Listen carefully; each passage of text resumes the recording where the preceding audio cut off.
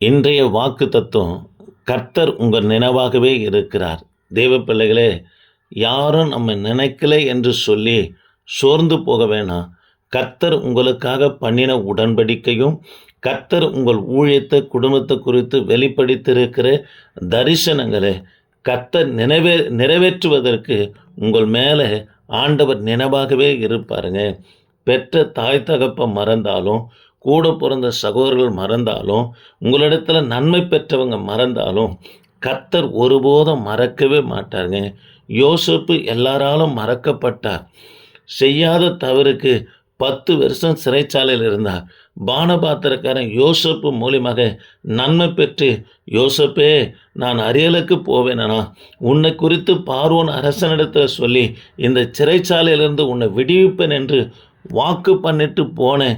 அந்த பானபாத்திரக்காரன் மறந்தாலும் கூட சரியாக 2 வருஷம் கழிச்சு பார்வோனுக்கு சொப்பனத்தை கொடுக்கிறார். எதற்காக தெரியுமா தேவ பிள்ளைகளே?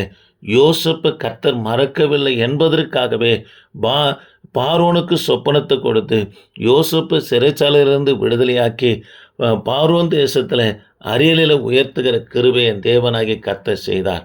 ஆக இந்த வார்த்தை கேட்கிற எனக்கு அன்பான கர்த்தருடைய பிள்ளைகளே, கர்த்தர் உங்கள் நினைவாகவே இருக்கிறார்.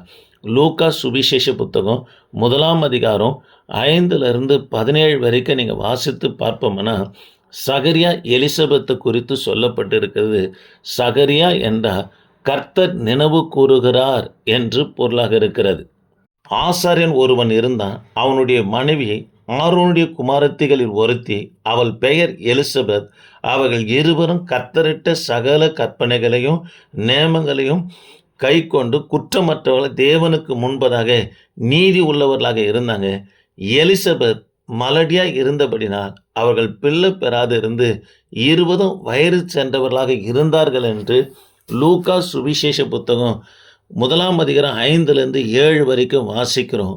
தேவ பிள்ளைகளே, எதற்காக லூக்கா இவர்கள் கர்த்தரிட்ட சகல கற்பனைகளின்படியும் நேமங்களின்படியும் நடந்து குற்றமற்றவர்களாக தேவனுக்கு முன்பதாக நீதி உள்ளவர்களாக இருந்தார் என்று சொல்லுகிறார் என்று சொன்னால், தேவ பிள்ளைகளே, யூத பாரம்பரியத்தின்படி யூதருடைய என்னவாக இருக்கும் என்று சொன்னால், ஒருவருக்கு பிள்ளை இல்லை என்று சொன்னால் ஏதோ ஒரு பாவம் செய்கிறாங்க, ரகசியமான பாவங்களை ஈடுபடுறாங்க, ஆகவே கர்த்தர் இவர்கள் கர்ப்பத்தை அடைத்து வைத்திருக்கிறார் என்று சொல்லுவாங்க. ஆகவே தான் லூக்கா குறிப்பிடுகிறார், இவர்கள் கர்த்தரிட்ட சகல கற்பனைகளின்படியும் நேமங்களின்படியும் கை கொண்டு தேவனுக்கு முன்பதாக குற்றமற்றவர்களாக நீதி உள்ளவர்களாகவும் நடந்தார்கள் என்று நம்ம எழுதுகிறத பார்க்கிறோம். தேவ பிள்ளைகளே, கற்பனைகள் என்பது ஆதியாகமத்திலிருந்து உபாகமம் வரைக்கும் 613 கற்பனைகளை கொடுக்கிறார். கை கொள்ள வேண்டியது 248, கை கொள்ளக்கூடாதது 365. ஆக மொத்தம் 613 கட்டளைகளையும் யார் கை கொண்டு நடந்து வந்தார்கள் என்று சொன்னால், சகரியா எலிசபெத் நடந்து வந்தாங்க.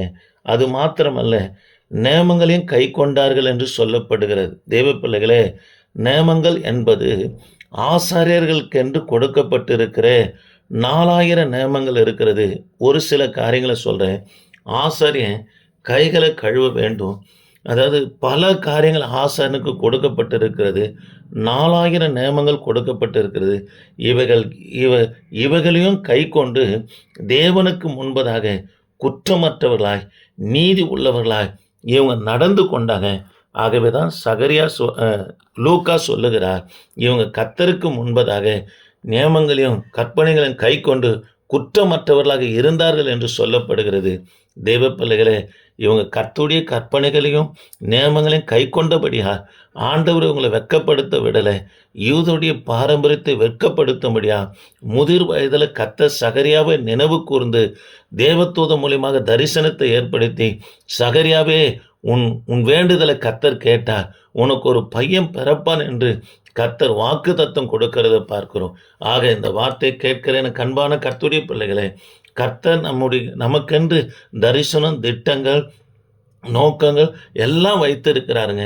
அதெல்லாம் ஆண்டவர் நிறைவேற்றணும்னா, ஆண்டுடைய கட்டளைகளையும் ஆண்டுடைய நியமங்களையும் கை கொள்வோம்னா, கர்த்தர் உங்கள் நினைவாகவே இருந்து உங்கள் காரியங்களை நிறைவேற்றி தமது நாமத்தை கர்த்தர் மகிமைப்படுத்திக் கொள்வார். உங்க தலையை என் தேவனாகிய கர்த்தர் உயர்த்துவார். கர்த்தர் தாமே உங்களை ஆஸ்வதிப்பாராக. ஸ்தோத்திரம்.